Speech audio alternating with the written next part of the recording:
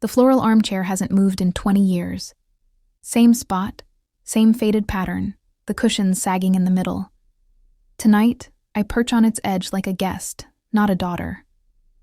Christmas lights blink against the frosted window panes, their reflections cutting across rows of framed photographs. Family vacations in Florida, graduations, birthday dinners, Harper's endless milestones. In every photo, my smile is there, but thin, stretched. A mask. The fireplace crackles behind me, throwing warmth into the room. But it doesn't reach me. A colder fire has burned in my chest for years. Across the living room, Harper squeals, tearing into her gift. The gold wrapping paper flies like confetti. "Oh my God, Mom! Dad, it's exactly what I wanted." She pulls out a cream Gucci Marmont bag. She holds it like it's alive, stroking the smooth leather. The gold logo catches the light. For a moment, she looks less like a 26-year-old woman and more like a teenager clutching her first crush. Mom beams. "Only the best for our baby girl." Dad nods, satisfied. "You deserve it, princess." The room fills with their joy, all of it wrapped around her. Then silence falls. My turn. I reach for my gift, an envelope with a snowflake sticker. Small, weightless. My fingers open it slowly. I've done this before. I know how to keep my face still. Inside, a paper card with snow-capped mountains. A printed message. "Season's greetings." No note, no check, no thought. The crack inside me is silent, but it is not small.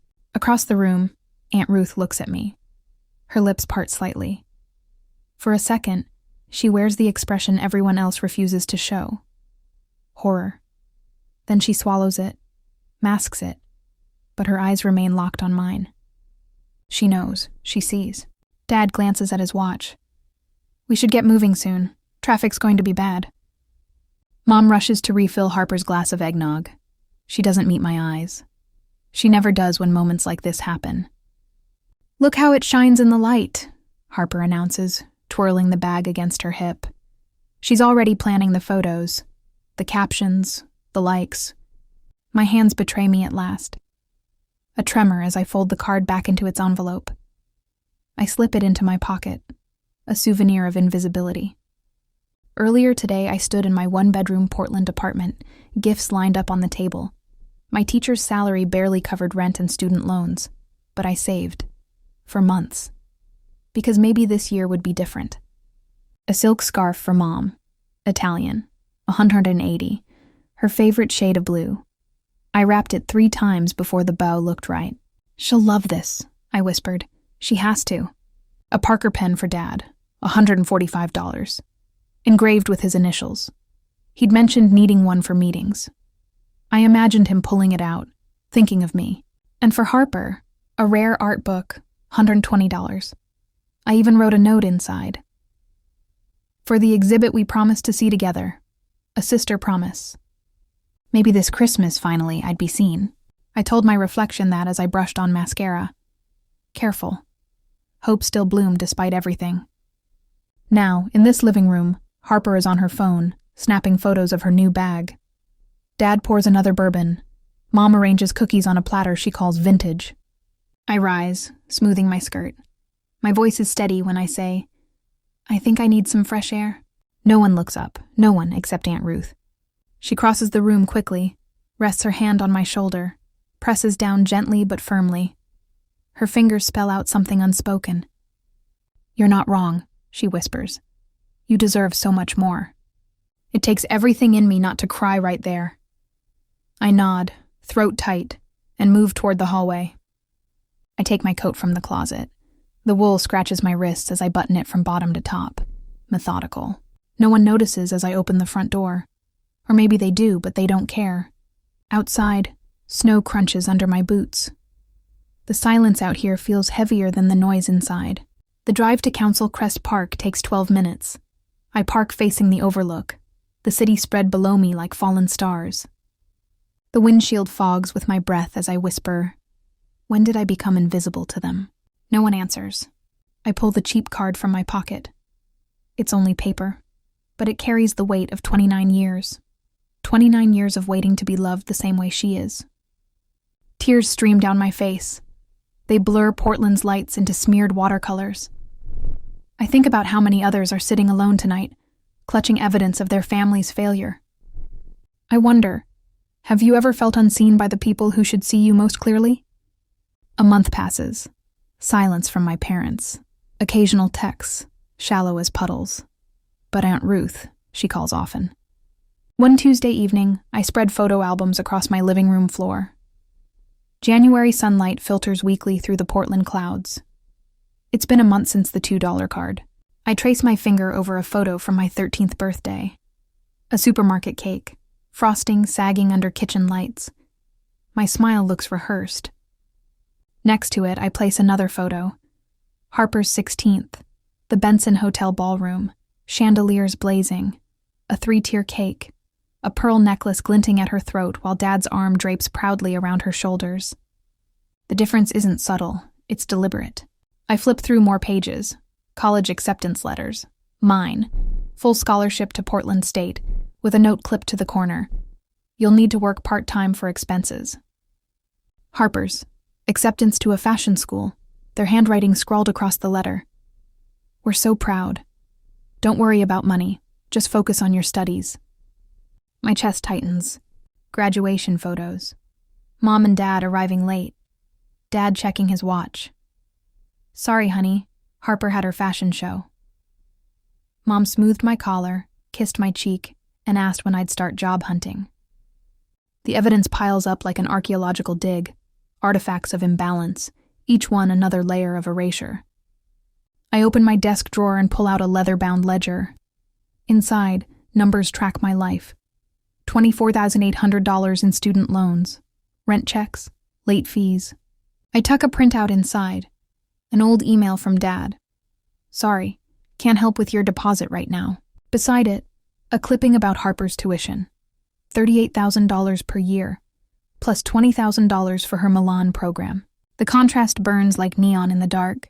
I glance at my rent statement. $200 for a 1-bedroom with broken heating. Then at Harper's Instagram post, a luxury loft downtown, captioned blessed, family support. The difference is no longer subtle. It's violent, and for the first time, I understand. This isn't about being forgotten. This is about being erased, but something stirs in me as I sit among the photos and ledgers. A question I've been afraid to ask. Why? Why her? Why not me? There has to be more. Families don't just choose favorites this completely. Do they? My eyes fall on a photo buried at the back of the album. Harper as a toddler on Dad's shoulders, Mom laughing beside them. I'm barely visible in the corner, holding my own balloon, looking straight at the camera. The look on my face is not the look of a child ignored for a day. It's the look of a child already learning what it means to vanish. I press the photo flat against the carpet, heart pounding. And for the first time, I feel it. The story isn't finished. Something's buried beneath the imbalance, beneath the erasure. Something I was never meant to uncover. My phone buzzes against the nightstand. I let it ring. Instead, I sit on the floor, surrounded by evidence. Photo albums, ledgers, birthday cards. My life, cataloged and dissected. The buzzing stops, then starts again. I reach for a stack of birthday cards, flipping through them slowly. The handwriting is the same every year. Happy birthday, Maureen. Nothing personal. No private joke, no warmth, just filler lines from Hallmark and my mother's neat signature. I pull my journal closer, slide the most recent card inside, and write beneath it in deliberate, steady letters. The last time I'll beg for love. The phone rattles again. This time it's a group chat notification. Family thread. I don't open it. I go into settings. Tap mute. Done. A minute later, another vibration. This time, Mom. Casual dinner Sunday. Your father's grilling steaks. I type a simple reply. Sorry, I have plans. No excuse. No promise to reschedule. Just the truth. Another buzz. Harper this time. Marin, can you help me move into my new place next weekend? Mom and Dad are busy with some financial thing. My thumb hovers over the screen. The old me, the Marin they trained, would have said yes immediately. Would have shown up early with coffee and donuts, spent hours building IKEA shelves while Harper organized from the couch. But that version of me is gone. I type instead, Good luck with the move. 3 dots appear, vanish, appear again. Finally, her reply. What's wrong with you lately? I take a deep breath. My pulse thunders. Then I write the truest message I've ever sent my family. I need some time away from family gatherings. Her response comes in seconds. Mom's going to be upset. I put the phone face down. For once, that isn't my responsibility. In the bathroom, I study my reflection. Same hazel eyes. Same straight nose. Same face that spent 29 years trying to earn what should have been freely given. When does hope become self-destruction? I ask the mirror. The mirror offers no answer. Back in my journal, I write another question. What would I tell my students if they were treated this way?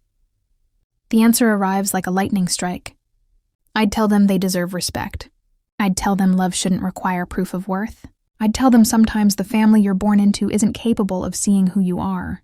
I close the photo albums, slide the ledger shut. I stack everything into a storage box, not to hide it, but to preserve it, to remind myself later that I wasn't imagining things, that I wasn't overreacting. This is real. The erasure is documented. And for the first time, I allow myself to see it clearly. Hook for the viewer. When did you realize a painful pattern in your life had to change? 6 weeks later. The sun streams through tall windows of the pottery studio. My hands are buried in cool clay. The wheel hums under my palms. Steady. Patient. The clay resists, then softens, then takes shape. Something beautiful emerging from nothing. I've been coming here every Saturday morning for 6 weeks. A receipt, $250 for the class, hangs on my fridge, pinned by a magnet that reads, "Invest in yourself." You've got a natural feel for this, says Miranda, the instructor. She leans close, her silver hair slipping into her eyes. Most beginners fight the clay. You're learning to collaborate with it. The words land heavy. For 29 years, I've fought against my family's version of me. Always pushing, resisting, begging. Maybe the lesson isn't to fight harder. Maybe it's to stop fighting them altogether and shape something new from what I have. Thank you, I say, pressing the clay carefully into the lip of what will become a serving bowl. I'm trying to be more patient with the process. Good, Miranda says, nodding. Patience makes all the difference. Her words echo the ones from yesterday's therapy session. Dr. Dot Williams, $90 an hour. Money I once would have wasted on gifts they never appreciated. Now, it's spent building something far more valuable. Your worth isn't measured by their recognition, Dr. Williams had said. Her voice still rings in my head, steady and sure. That night, I pulled the last family photo from my living room wall. For years it hung there, a staged smile under harsh lighting. Now, in its place, I hang 3 framed prints by a local artist, solitary trees standing tall against storm-heavy skies. The bookshelf changes too. Gone are the dusty classics Dad insisted made people cultured. In their place, poetry, memoirs, books that whisper you're allowed to be yourself. The silence in my apartment no longer feels like emptiness. It feels like space I own. My phone buzzes again. Mom's name lights up the screen. I stare for a long moment before swiping to answer. Her voice is warm, performative. Marin, dear, I was thinking, you should host Easter dinner this year. Harper's so busy with her new project, and it would give you a chance to show everyone your cooking skills. The unspoken ellipsis in her tone is clear. Prove yourself as always. 3 months ago, I would have said yes without hesitation. I would have scrubbed every surface, baked every pie, hoping a spotless apartment and perfect deviled eggs might finally earn me their approval. Not anymore. I wipe my clay-streaked hands on a towel and type my reply slowly, deliberately. I'm not available to host Easter this year. I have prior commitments. No explanation, no apology. Just a boundary, as solid as wet clay against a dry wheel. Very nice, Miranda says, glancing at my bowl. You're center. And I realize she's right. For the first time in my life, I am. Monday morning. The school hallways smell faintly of pencil shavings and teenage energy. Principal Harrington calls me into his office. Normally his expression is stone. Today, there's a flicker of warmth. He slides a folder across the desk. Your evaluation. My stomach knots, old reflex, bracing for criticism. But his eyes meet mine. Exceptional work, Marin. The student responses to your creative writing unit. Remarkable. I've never seen engagement numbers like this. I open the folder, scan the comments. One makes me stop. Ms. Lane's assignment about writing our life story from a different perspective changed how I see myself. I never thought about being the hero instead of the victim. The words hit me harder than any insult ever could. I pressed the page flat with my hand, my throat thick. For years I felt invisible in my own family. Yet here I am, helping others see themselves more clearly. There's something else, Harrington adds. We need someone to lead the summer writing program. Your independent spirit is exactly what we need. It comes with a stipend. The word independent used to sting. My mother wielded it like a blade, her excuse for withholding. Marin doesn't need as much. She's independent. Now, in Harrington's mouth, the word feels different. It feels like respect. I'd be honored, I say, straightening my shoulders. That evening, back in my apartment, I light a single candle on the kitchen counter. No family, no noise, just me. I sit with my journal, pen poised, and write. I am no longer asking for their love. I am building my own. The answer blooms inside me like something that's been waiting years to surface. Stronger than doubt, stronger than fear. A quiet certainty that no matter what storms are ahead, I can stand. And in the months that follow, I will show them exactly who I am. 3 months later, I step out of Robert's car, smoothing the fabric of my sage green dress. The silk falls just below my knees.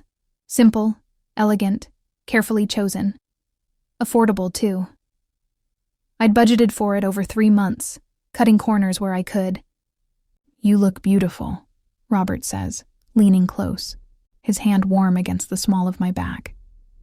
The country club sprawls before us, manicured lawns stretching toward Mount Hood, its peak still dusted with snow. Cousin Caleb chose well for his wedding, but I can't help wondering how Uncle George could afford it on his hardware store income. Ready? Robert asks. I nod. And this time, the word feels true. 6 months of therapy, 6 months of building walls and boundaries strong enough to carry me through this gathering. From across the courtyard, Harper spots us instantly. She waves, sequins on her cocktail dress catching the sun, scattering prisms of light across the pavement. Too formal for a garden wedding, but Harper has never met a stage she didn't overdress for. Marin, you actually came, she chirps, sweeping in with an air kiss that lands just shy of my cheek. Perfume clouds around us. Then her eyes flick to Robert. And you brought a friend? Robert extends his hand. Robert Thompson, Marin's colleague. And more, I add firmly. We've been dating for 3 months. Her brows arch. Mom didn't mention that. Mom doesn't know everything about my life anymore. Her lips part. But before she can respond, Elaine appears. Her smile stretches thin, like an elastic band about to snap. Her gaze skims over Robert, my necklace, my dress. Measured, cataloging. Marin, darling. She hugs me, stiff and mechanical. Your apartment must be getting cramped with company these days. Have you thought about upgrading? The familiar sting prickles under my skin, but I breathe through it. My apartment suits me perfectly. Robert Lane approaches next, tugging at his collar. His suit hangs looser than I remember. He pats my shoulder, awkward as ever. There's my independent girl. Your place must be too small for you now. Same line, same script, different day. I smile, nothing more. Then, blessedly, Aunt Ruth swoops in, her hug genuine, her voice low in my ear. Look at you, standing tall. She leans closer, glances over her shoulder. Your parents are having financial troubles. Robert's investments tanked. Her words sink deep, a ripple I tuck away for later. The ceremony passes in a blur of tulle and polished promises. But at the reception, the cracks show. I see Dad arguing with the photographer, his voice sharp, his gestures tighter than usual. I see Mom clutching a handbag I don't recognize. Not Prada this time, but an old leather purse, scuffed at the corner. I see Harper at the bar, handing over her credit card with a nervous smile, only for the bartender to shake his head and hand it back. Her face falters. I slip into the garden for air. Roses climb the trellis, their perfume heavy in the warm June air. I close my eyes, breathing deeply, counting backwards from 10. Dr. Williams' trick for grounding myself. Running away again? I turn. Harper stands there, mascara smudged faintly at the corners. Taking a moment, I correct. The difference matters. She sighs and drops onto a stone bench, graceless for once. You're different now. Yes. My voice is steady. I realized how unfair everything was. The words tumble out before I can stop them. I'm sorry, Marin. I don't rush to fill the silence.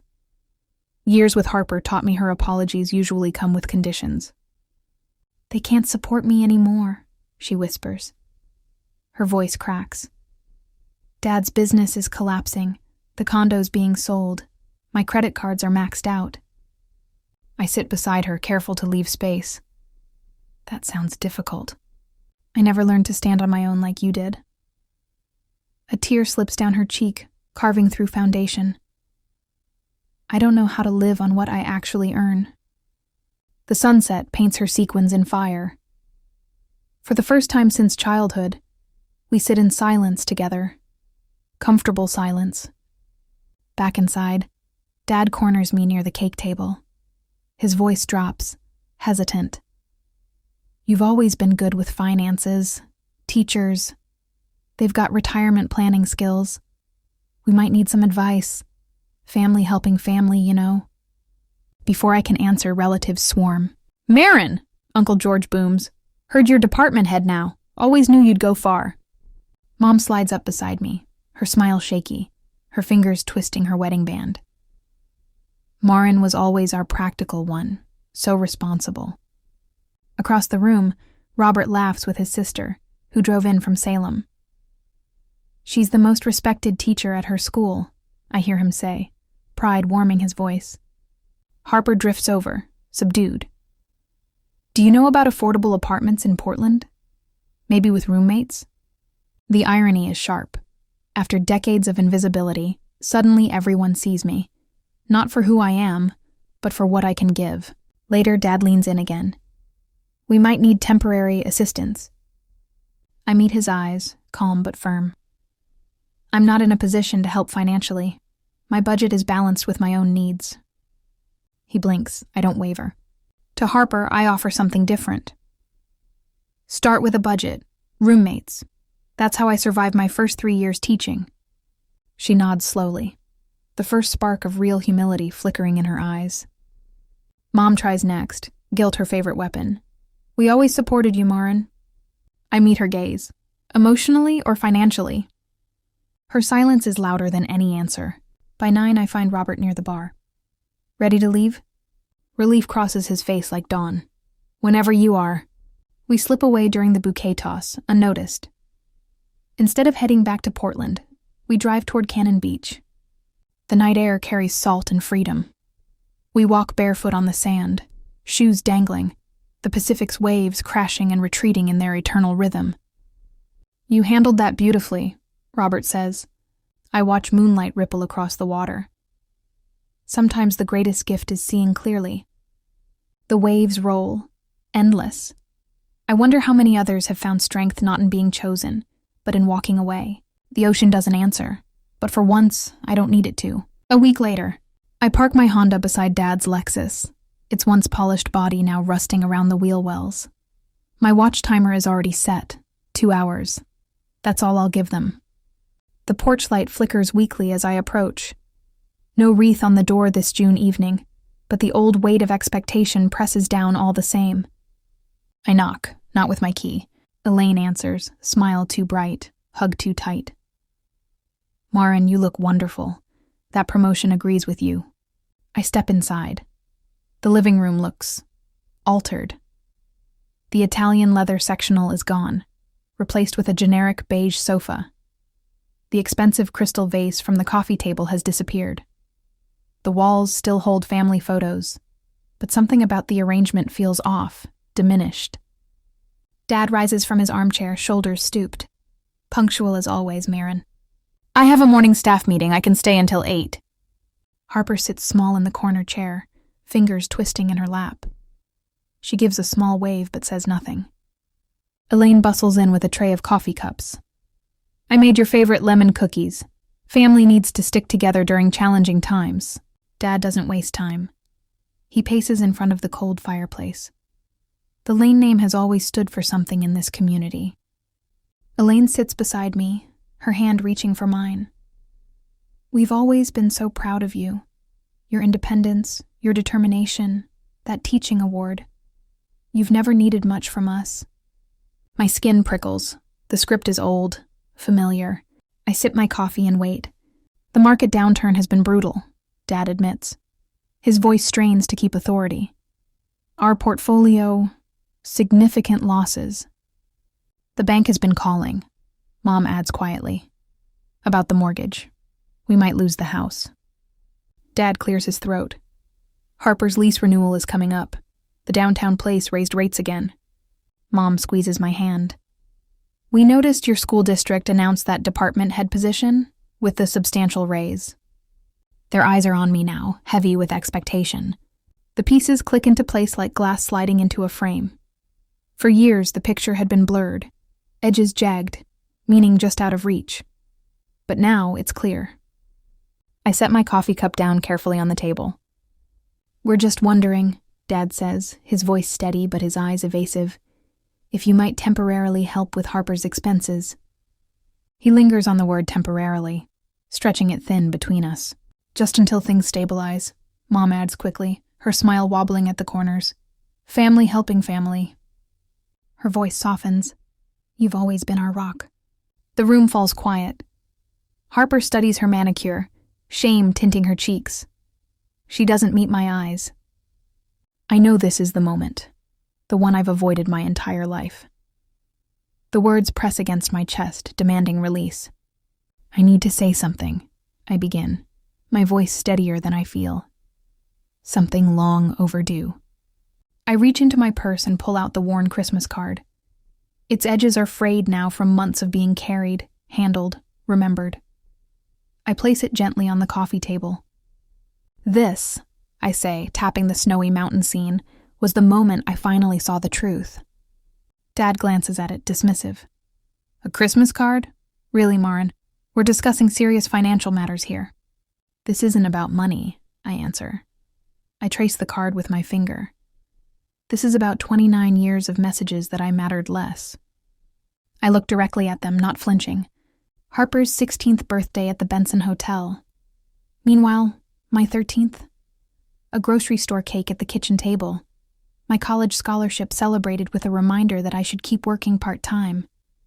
While Harper's fashion school and her semester in Italy were fully funded. Mom's face drains of color.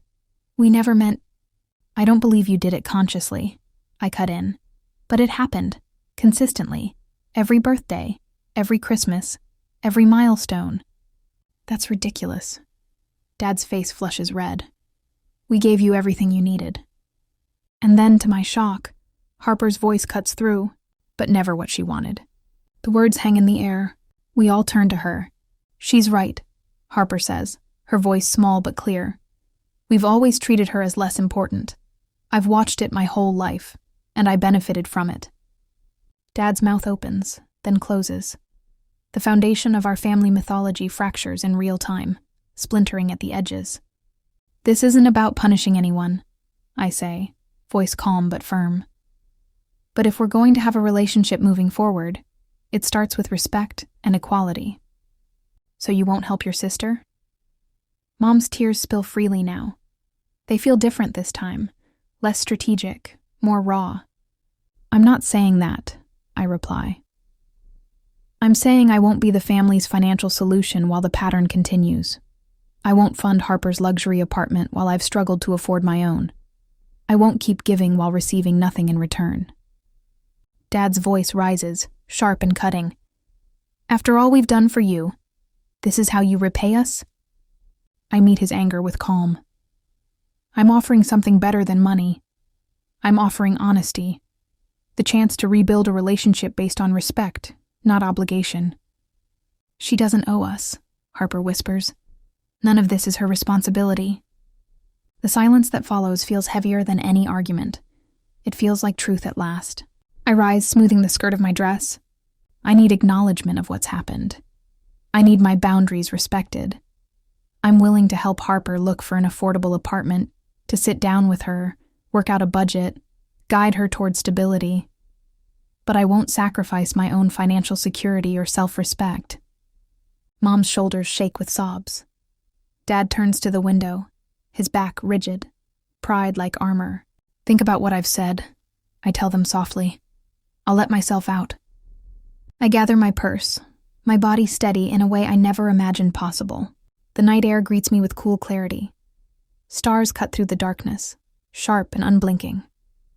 Witnesses. I start the engine, and as the headlights sweep the familiar driveway, I feel lighter. The truth doesn't need to be cruel to be powerful. It simply needs to be spoken. The key slides into the lock with a satisfying click. My own place, my own ground, my own freedom. 1 year since that night. Last box, Robert announces, setting a cardboard container labeled books on the bamboo floor I chose myself. His presence has been steady, never rescuing me, just walking beside me. Not savior, partner. On the entryway wall, a framed house key hangs above a simple plaque. $18,000, the price of freedom. Every dollar saved, every overtime shift, every no I learned to say to my family, it all brought me here. You built this life brick by brick, Aunt Ruth says, arranging wildflowers in a ceramic vase I made at pottery class. Her hand rests warmly on my shoulder. And you should be proud. The afternoon sun spills across the dining table set for 4. Small, intentional. Tonight, Robert, Aunt Ruth, and Harper will join me for dinner. My table. My terms. This morning, a text arrived from Dad. Hope the move went well. 5 words. Stiff, awkward, but a start. Mom calls every week now. The conversations are careful, but they feel more genuine than before. Small steps, fragile but real. Harper arrives carrying a houseplant and a bottle of wine. Mid-priced, nothing extravagant. The designer bags are gone, replaced by modest work clothes from her new office job. The apartment search is going well, she tells me, helping lay plates on the table. My roommate's in accounting. She's been showing me how to budget. Her humility catches me off guard sometimes, but it feels earned. Later, Robert helps me hang curtains in the bedroom. His hands steady on the drill, his voice low. Have you thought about next summer? That cabin near Mount Hood is still available? I smile, no longer afraid of possibilities. I'd like that. When the guests leave and the dishes are done, I prepare for my first night in this home. On my desk sits the framed Christmas card. Once it symbolized invisibility. Now it's proof that sometimes the smallest trigger can spark the biggest transformation. I open my journal. My hand rests on the blank page before writing. Worth is inherent, not earned, not granted by others. At school yesterday, a young teacher sought me out, tears streaking her face after another family gathering where her accomplishments were dismissed. I recognized the wound instantly. Your boundaries aren't selfish, I told her, offering tissues, offering the validation I once begged for. My savings account grows, no longer labeled emergency fund, but future dreams. The pottery studio called yesterday. They want to display my work. From my balcony, I watch the Portland sunset stretch across the sky like watercolor. A year ago, I sat in my car, broken over a $2 card. Tonight, I stand in a home built on my own terms. The gift, I whisper to the fading light, was finding myself. I close my journal. I don't need their approval anymore, because love that must be earned isn't love at all.